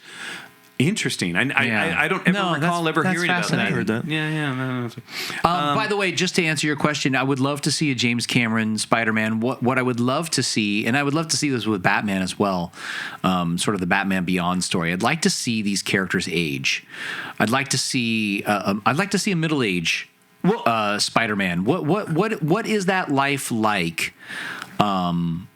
Your whole life being that superhero, do you continue to live a dual life?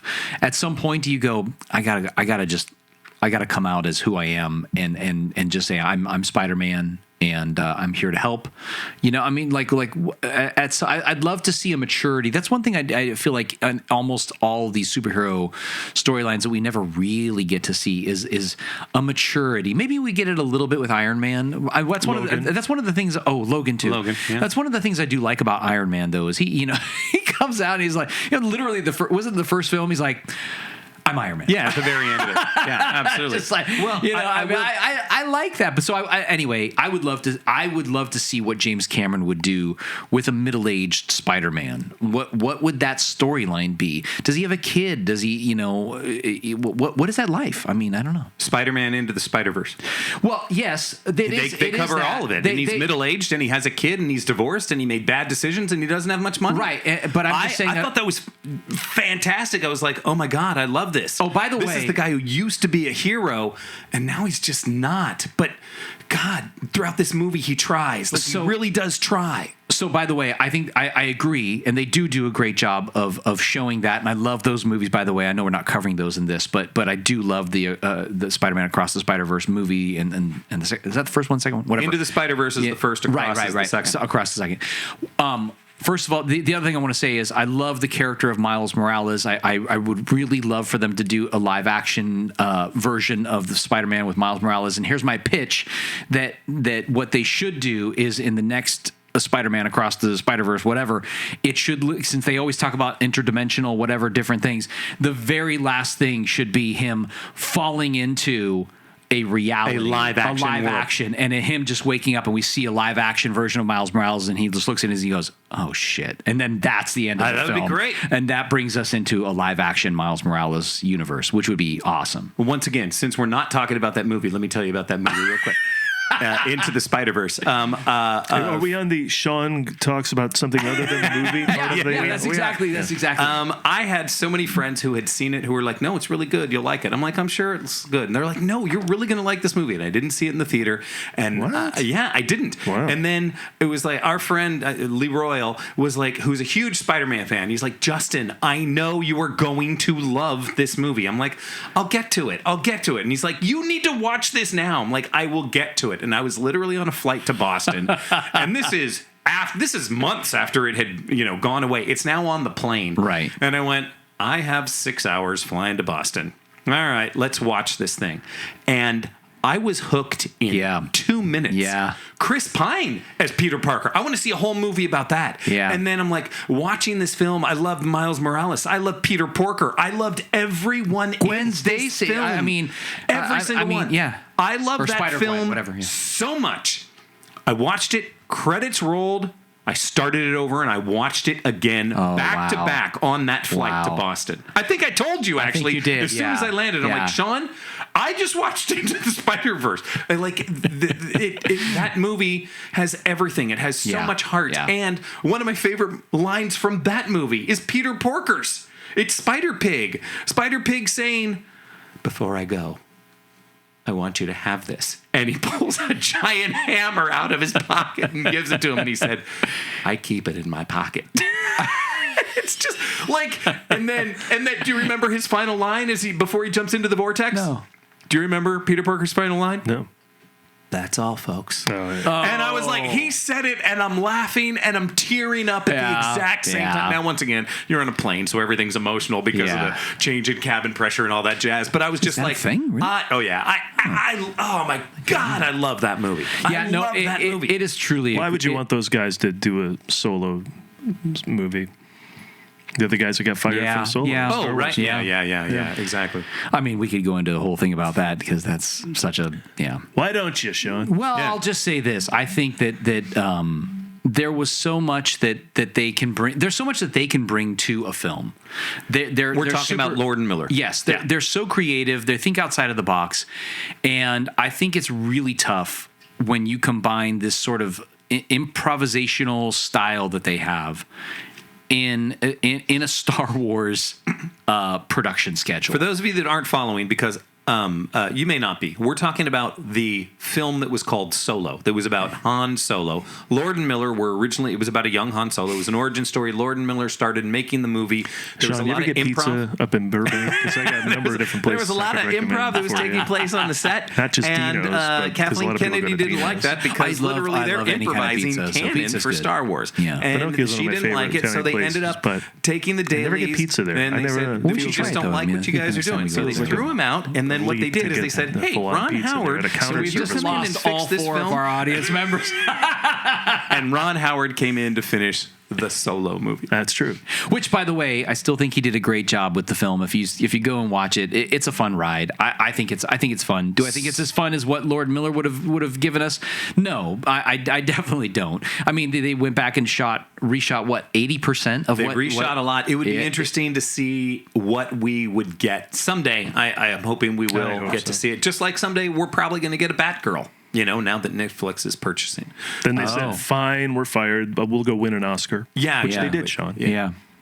What is an Oscar when you say it's like a Tom, Dick, and Harry? No.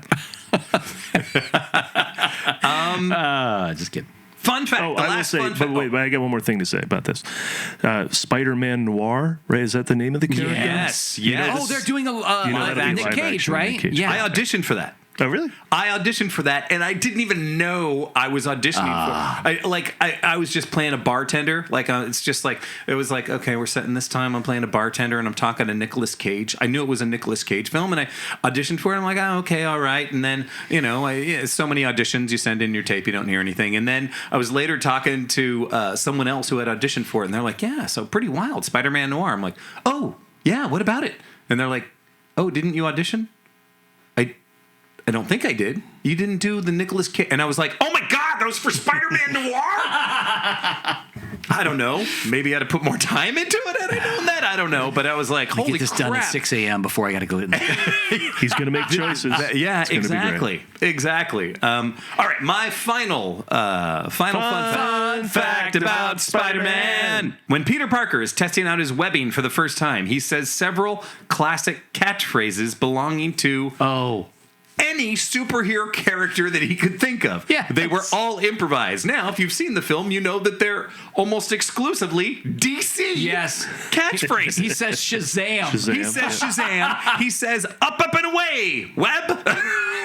like he ad-libbed all of these, but he couldn't think of any Marvel catchphrases at all. So he says only DC That's catchphrases. so funny. Yeah. Kind of a nod to Taxi Driver, too, in its own weird way. Oh, When he's, you talking to me type moment. It's his you talking to me type moment. Yeah. I suppose it is, but that was a jump for me. Just Yeah. it was like I'm like, oh wow. Wasn't Mary Jane a prostitute when he saves her? well, girls got to make a living. Yeah. Anyway, I do have more. I don't know how fun they are, but those were my fun facts about Spider-Man. 2002. All right. 2002. Are we ready for a quiz, boys? Quiz? Let's do it. Okay. All right. Now, we mentioned very briefly Bruce Campbell was in this movie, right? We all know who Bruce Campbell is. Bruce Campbell was from The Evil Dead, which is so not the guy who invented Campbell's soup. no. Got it. Bruce Campbell was in The Evil Dead, which was one of Sam Raimi's very first films that he made. It's the one that gave him the most amount of notoriety. So to Gotcha. speak. Do we need to pause? Are you good? Okay. You don't have to pause. All right. An alarm is going to go off at 12, but now that we've okay. paused, I can All right. turn it Okay. off. There we go. Yeah. I was just going to turn it off quietly. Thank All you for. right. I'll give I just figured I'd point it out. Yeah, no. Yeah. Give you a minute. Good. So, Bruce Campbell was in The Evil Dead, which was one of Sam Raimi's very first films. His first notable film that Right. kind of shot him to cult status and started people to recognize who he was. And also, there's a whole franchise there. But Bruce Campbell and Sam Raimi are really good friends. All right? So, every single movie that Sam Raimi makes, he does two things. I'm sure Paul knows both of these. Paul, what does Sam Raimi do in every single movie that he has? Doesn't he have a line? There's a line someone says in every one of his movies? No. No? I mean, if there is, Except that's not thinking what of I'm John referring Landis. to. Well, Bruce Campbell shows up. Bruce Campbell shows up, and what else? There's also remember. always an appearance of this. and it is his vehicle, which he actually drove, and they used in the very first Evil Dead. I forget, it's a Chevy, whatever, the big yellow Charger, right? So that is in every single one of his movies. You will see those two things in every single one across the way. So I said, you know what? This would be fun, and I bet this is something Sean would get right. Oh, boy. This is not just for Paul. This is for Sean and anyone listening at home. I call the name of this quiz Recurring Casting. Okay, I am going to give you the name of a celebrity, and you are going to tell me the director who works with them, who casts them again and again and again and again and again. James Cameron. First, let me throw a couple of bones at you. All right. So these actually they all might be bones because they're not all terribly difficult. The first one we mentioned, if I'd have said Bruce Campbell, you would say Sam Raimi. Sam Raimi. Yes, obviously. Why do you have a quizzical look on your face, Sean? Sounds good. Love it. All right. Number 1, Robert De Niro. Your choices are A, Quentin Tarantino, B, Tim Burton, C, Martin Scorsese, or D, Louis Gilbert. Martin Scorsese. Did you get ChatGPT involved in this? I did not get ChatGPT. Because I would have given it points for the Louis Gilbert. No, you know what's funny? Scorsese. I did go to ChatGPT, and it gave me the exact same terrible answer. It was literally the lady next door who needs a PTA member. I mean, they just didn't even make sense. So I was like, I'm not going to bore anyone with all that crap. You can't teach comedy to a computer. No. Okay. But can I share with you a friend of mine who went to ChatGPT and tried to put in, hey, make a Chuck Norris joke about Tom Cruise. Okay. He's going to be the new Chuck Norris. What if he became the new Chuck Norris? Because he does so many great things. Right. You heard about him going to the set of Star Wars Starfighter and being a camera op? Yeah. Because this is what he does. Right. So what about Gravity? Tom Cruise, this is ChatGPT being funny. Tom Cruise doesn't do stunts. Gravity takes one look at him and remembers it has somewhere else to be. Okay. I mean, that's better than what we got last week that's true. from ChatGPT. I mean, I'll say this though too. I think So that much about popcorn. And normally I'd respect that. your friend did a good job of providing ChatGPT with nice parameters. Yeah. I guess. Maybe the joke Or maybe was... I think it was something about stunts, actually. you And they have added to, the gravity out of nowhere. I mean, it's Yeah. crazy. Right. All right. Number 2, Johnny Depp. Who casts him regularly? Oh. Is it A, Tim Burton. Tim Burton, B, James Gunn, C, Christopher Nolan, or D, Chuck Fumbleton? Yeah, it's Chuck Fumbleton. That guy. No, Tim Burton. Tim Burton. Tim Burton is correct. Edward Scissorhands, Sleepy Hollow, Charlie and the Chocolate Factory, Sweeney Todd, etc. Number 3, Still Sam very Corpse Bride. disappointed in the film Corpse Bride. version of Sweeney Todd. Very disappointed. Number 3, Although it did look good. Samuel L. Jackson. Well, that's because that's your favorite musical. So, I'll give you that. I didn't dislike it as much as you.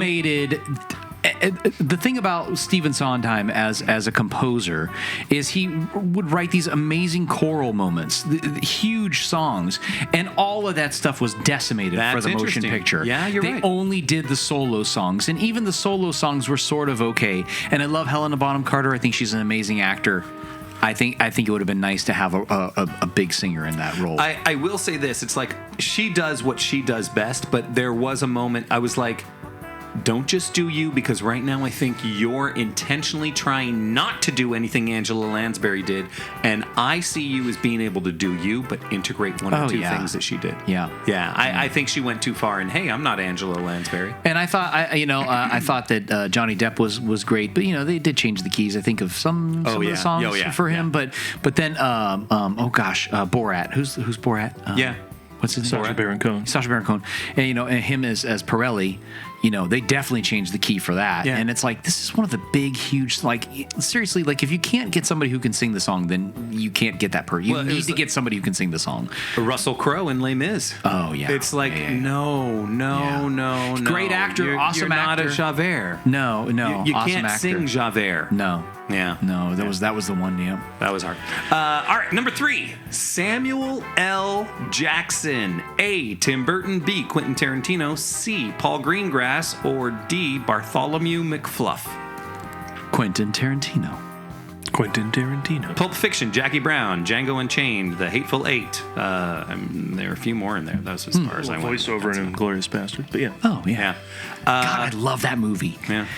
Number 4, Michael Caine. Sam Raimi, Quentin Tarantino, Christopher Nolan, or Vinnie Von Popcorn? Christopher Nolan. Same. The Dark Knight trilogy, Inception, Interstellar, The Prestige, Tenet. Yes, I you are do correct. know some of these. I told you. I was so excited I was about thinking that. of you Thank when you. I made this I really quiz. appreciate you for that. Thank you. Yeah. Thank you. I was like, I don't want Sean to be the butt of any jokes during the course of this. I don't mean, want I us feel to like that constantly already talk got thrown about out how the much he doesn't know. Do you watch anything, Sean? Do you watch anything at all? Number. I don't know. Is this Which one of us specifically was that? That's the bizarro of both of you. That's just the bizarro. That's what I hear when I'm. No, All right. Number 5, Bill Murray. Is it A, Mark? Well, you know what? You guys are getting so good at this. Do you want to try without me Wes even giving them to you? Why don't we let Sean go Oh, sorry. first? Go ahead, Sean. Wes Anderson. Yes. Rushmore, The Royal Tenenbaums, Life Aquatic, French Dispatch. Number 6, Sean, to you. Seth Rogen. Seth Rogen. Yes. Judd Apatow. Judd Apatow. I mean, I said Judd. Wait, is it Yeah. Judd Apatow or Apatow? Tau. I think it's Apatow. Oh, is it Apatow? Yeah. I always heard it Apatow. You say potato. Maybe you're right. Yeah, you say Let's call the whole Apatow. thing off. You say 40-year-old version knocked up. The Virgin? 40-year-old version. Knocked up. Funny people. This is the end. Number 7, Jason Mewes. This really obvious. Kevin Smith. Yes, Kevin Smith. You don't even know who Jason I was Mewes like, is. oh, If you oh, haven't yeah. seen it, because he is only cast in Kevin Smith. Pretty much, yeah. Yeah, well, I mean, they're best friends. Clerks, Mallrats, Jay and Silent Bob Strike Back, Chasing Amy. I don't know, Clerks 2. Oh, yeah, Clerks he's good in 3. those. He's yeah. in all of them. Yeah, he's good in those. This was hard. I did not know this director's name. Adam Sandler. Who cast Adam Sandler over and over again? Dennis Dugan. It is Dennis Dugan. Wow. Yes. Happy Gilmore, Big Daddy, Grown Ups. Just go with it. Yeah. But I think I would guess all of those are generally through Adam Sandler's production company, and I'm pretty sure he's the producer. So So I'm he pretty sure picks the he's director? hiring that director. He's hiring that director Well, again. and that again. would have been an interesting one to So- switch it up. This actor constantly has this director direct his Yeah. films. Cast Yeah. and everything. Yeah, exactly. You get in with Adam, you got a career waiting. Yeah.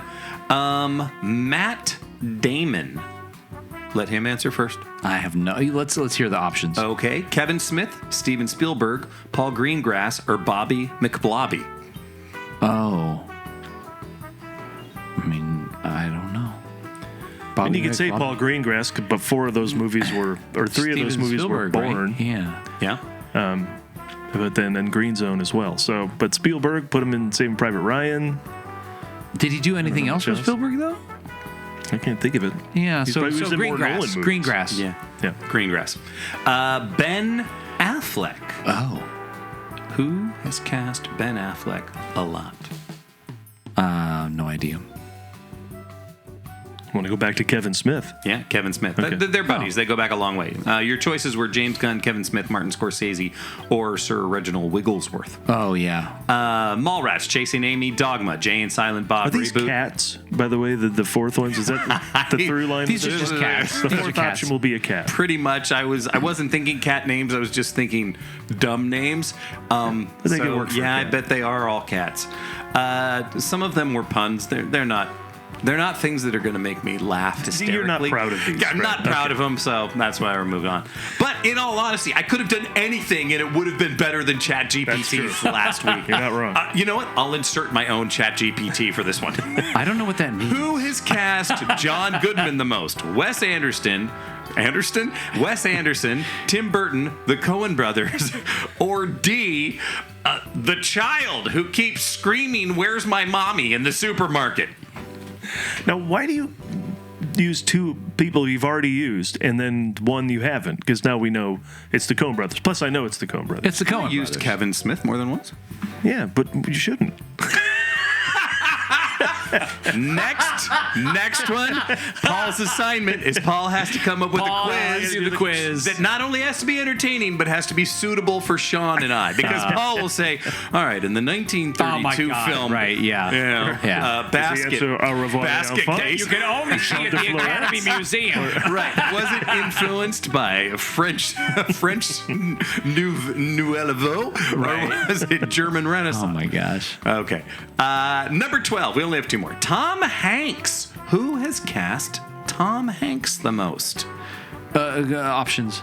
Let me make a guess. Wait, I want to hear the options. Let him have the options. Okay. Martin Scorsese, Tim Burton, Steven Spielberg, or Tits McGee? Steven Spielberg. Yeah, I was gonna say Ron Howard, but Spielberg. Yeah. From Spielberg. those there. Saving Private Ryan. Saving Private Ryan. Saving Private Ryan. Catch Me If You Can. Bridge of Spies. The Terminal. The Post. Yeah. All right. Number 13. This is for Sean. And Nice. I bet you don't even need any help. Okay. Sean Gunn. Oh, James Gunn. James Gunn is correct. Come on, let's hear it for Sean, everybody. That was it. Guys, I think that pretty much wraps up this episode unless you have anything else you want to add about Sam Raimi's Spider-Man. I feel like this show was light on bits. We should have done more bits. Yeah, I feel like we got some really long bits in. Whether or not they're funny, that's yet to be seen. One thing that we have left out of our conversation, and I don't know if any of us even know, but what is the news regarding Spider-Man Brand New Day? Because when Paul and I, when it was just us doing a lot of these countdowns, we used to start with what is the news about the upcoming movies. So do we have any news about Spider-Man Brand New Day? All right, can I get some hold music, please?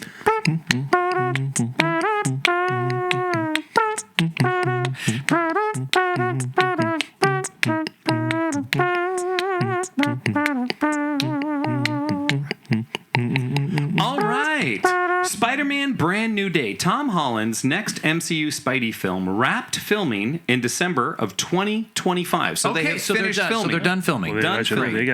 They got 6 months to get their VFX act together. Now, it's interesting because we know that Marvel famously likes to go back and do a bunch of reshoots. So we don't know if that means they have included wrapping the reshoots as well. I'm assuming they do because they only have 6 months left. Right. It comes out July 31st, 2026. But this will mark a fresh start for Peter Parker and new characters like Sadie Sink. Anyone? Well, it's interesting. Sadie Sink, of course. I don't know if you guys are Stranger Things fan. I haven't finished the series yet, but we've been picking up on it. We're halfway through the end of it. Because there's like 8 episodes or whatever it is, so we're halfway through. Sadie Sink's great. If you saw The Whale, she was amazing in The Whale. She's a good young actor, and I'll be interested to see what that storyline is with her. I really loved the storyline with MJ that they had going on in the other Spider-Man movies with Tom Holland. So I'm a little bummed that they're leaving that behind. In general, I'm skeptical about this film. I really, really am. I love Tom Holland. I love Spider-Man, and I just think they had a great ending. And I really am a little. I think it would have been fine to just move on. So I'm guessing that part of the reason. When you say move on, what do you mean? With a new Spider-Man? Bring in Miles Morales that fast? Well, I think bring in Miles Morales because part of this all ties into Sony's license, right? Yeah. So this is part of the confusion of all of the Spider-Man universe and all of that stuff that keeps happening.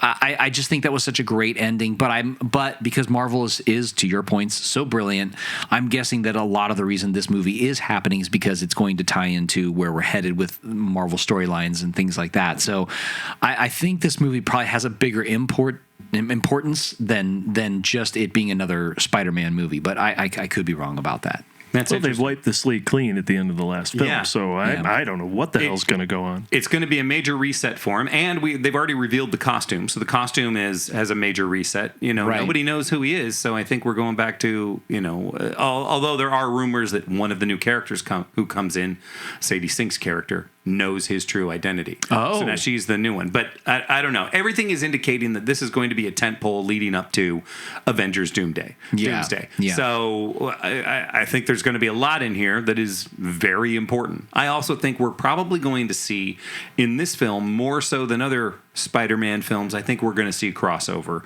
We're going to see...